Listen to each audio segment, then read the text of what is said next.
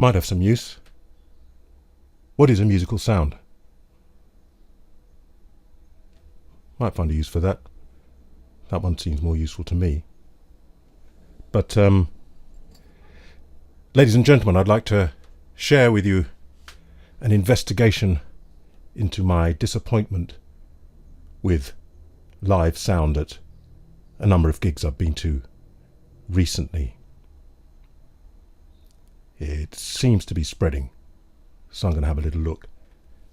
Going to switch from the Rode Classic 2 to this ribbon microphone just because I can. It's not about these microphones at all, but it kind of has some bearing on what we're saying. But I just thought you may as well hear this. Every now and then, if I remember, I'll switch back just for the sake of it. My disappointment then. I've got loud, but loud isn't the problem. Loud and unmusical is. Very important here. I'm not talking about the musicians or the music. Musicians are great, young folk from the school. The songs are great, the way they put it together. I've heard it all, not all of it, a lot of it in the room, so I know what it sounds like. I'm talking here about the actual experience and the actual sound, because without sound, what do I have? If I'm expert on this one, does it sound worse, the same as being expert on this one? So it's not about my musicality now, even though that one allows more, but that's a different thing. It's about the actual instrument and the sound waves that hit your eardrums. I don't know, then the brain interprets, but so that's what I'm talking about. These are some things I noticed when I was there, and these are 2 gigs in central London, actually about 4 come the end. I have a recent spate of getting out more. Someone said you should get out more, so I did. Uncontrolled bass, loud bass, uncontrolled. I like bass, as some of you may know. Uncontrolled bass, and loud, shaking. Not uncontrolled, please. Piercing treble. I would say an overemphasis of the presence peak, which people tend to do a lot. I'm looking at the meters here. I think I'm a bit too hot. An overemphasis of that and not nicely produced, edgy, grainy, muffled mid-range. So you've got lots of, and then and then the sort of the texture and stuff in the middle. Forget it. No separation. I think this is important. The keyboard was over there, but the keyboard was coming out of the speakers here. Stereo imagery tried to replicate it. The position, perhaps, I don't think they even bothered.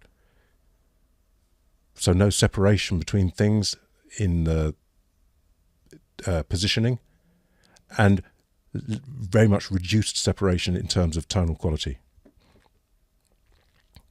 Partly because overall coloration to everything. So I became aware after a while that actually everything, no matter what instrument, has a sound to it.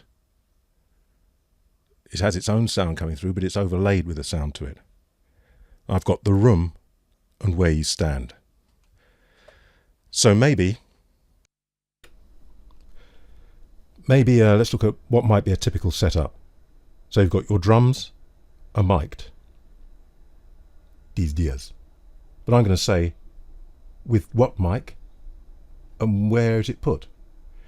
I've just done a review of the SM58s. Have a little listen to that and you'll hear that an SM58 has a very particular flavour. You'll start to recognise it. So you've got the drums mic'd up. One thing I've always noticed with mic, they do it on jazz as well, that a mic'd up drum, bass drum particularly, sounds nothing like a bass drum. We've just got used to it. A microphone is an ear. How many of us, unless you're a drum nutter, I know there are some, would spend the whole gig with their ear in the bass drum?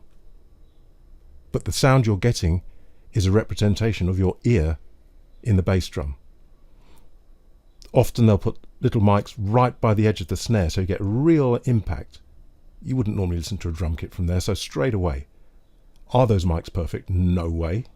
You'll know if you've watched some of my videos that mics aren't. And where you place them is not the kind of place where you'd listen. You'd be back some distance and hear the drum kit as a whole, not a separate this, that and the other, all tried to be mixed together through some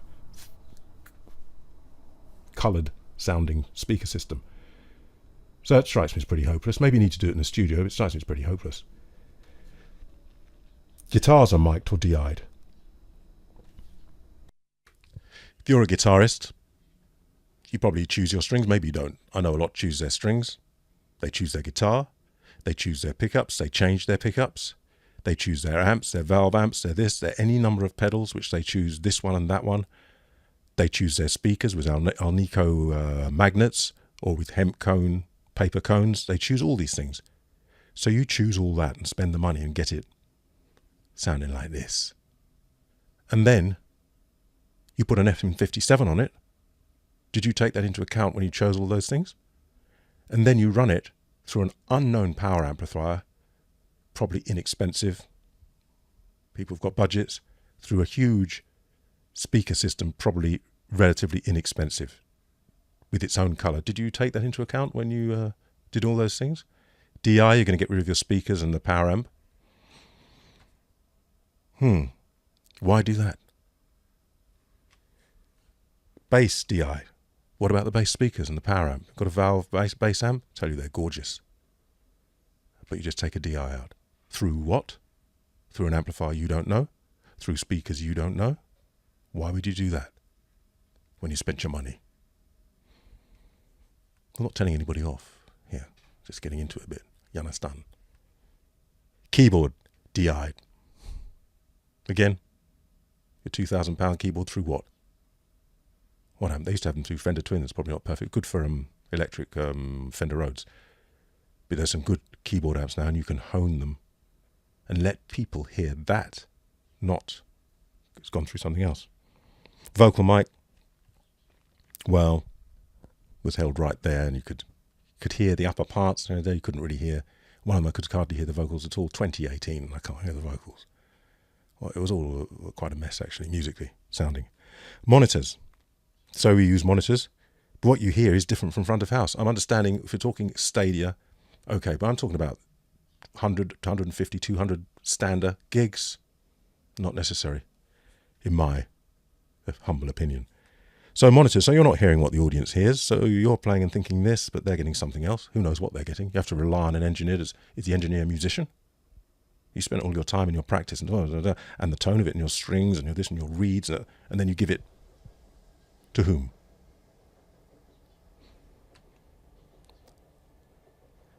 What's that? How fast is the system? And give it an idea with hi-fi. Not that I know that much about it, but I read a fair bit about it. A good hi-fi power amplifier, you're looking these days maybe ones that claim, I don't know, I've never had them, but they're £5,000 to £10,000. Nowhere near powerful enough, you need several of them. Good hi-fi speakers. Bass is always an issue. Clean bass is an issue. It's where the money goes. Big, heavy, expensive it gets. 3,000, 4,000. A very nice, fast, clean loudspeakers, but they can only handle maybe 100 watts a side at most. And they're not very loud sounding, not very efficient. When it comes to big PAs, you want efficiency from the speakers, because they need to make a lot of noise for the power, otherwise you just keep upping the power.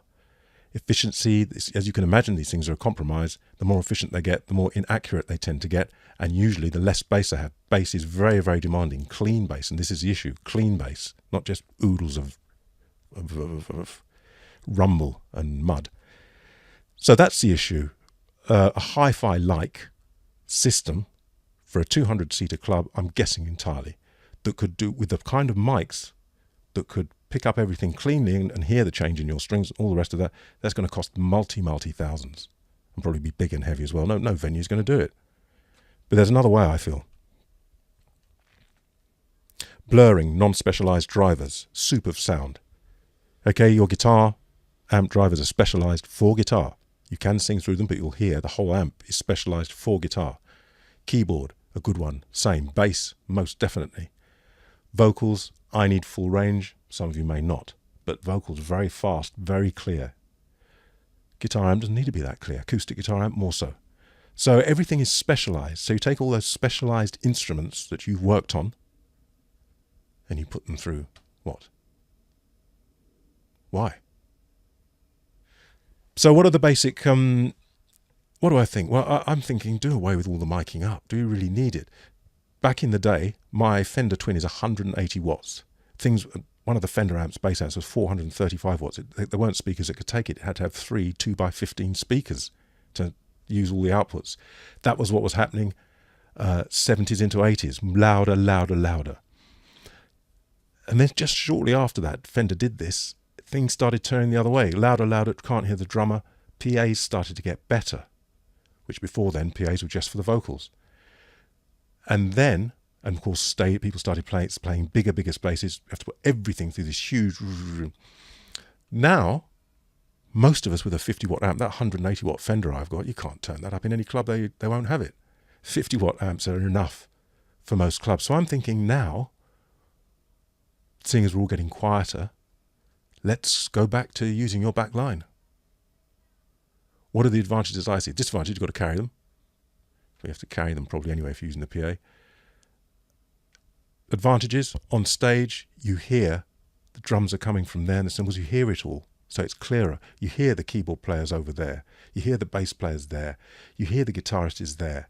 Everything they're playing through is designed specifically for that instrument, so the sound is the way the musician wants it. Does change where you stand, of course, but basically they've set it up and they bought the equipment they want. So frequency-wise, it's much cleaner. You can hear, because of the spatial differences, you've got a much higher quality of sound. The vocals just go through a house, high-quality PA, which doesn't need to be multi megawatts, so you can spend the money, because you're not spending on all these huge resonating bins anymore. You can spend the money on a really good quality PA and just put the vocals through that. Everybody else, you bring your own backline, because 50 watts guitar is probably loud enough for most of these 150 to 200 seaters.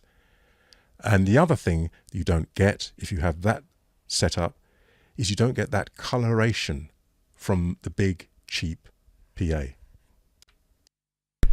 So what the coloration does on the big cheap PA makes everything, keyboards and sound the same, because it colors it. If you're using SM57s on most things, you've colored it already before it even goes through the PA. I'm not preaching anything here. This is not clever.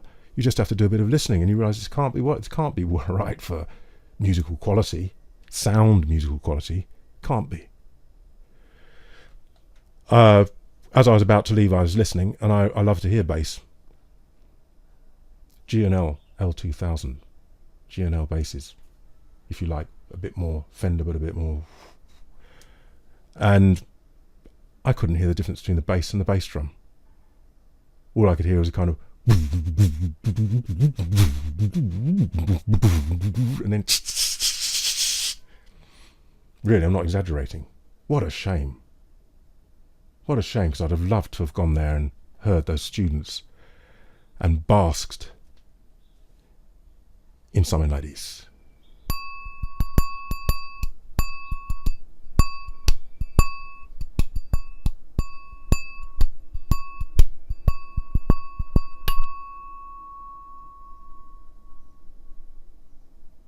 Very interesting waveform.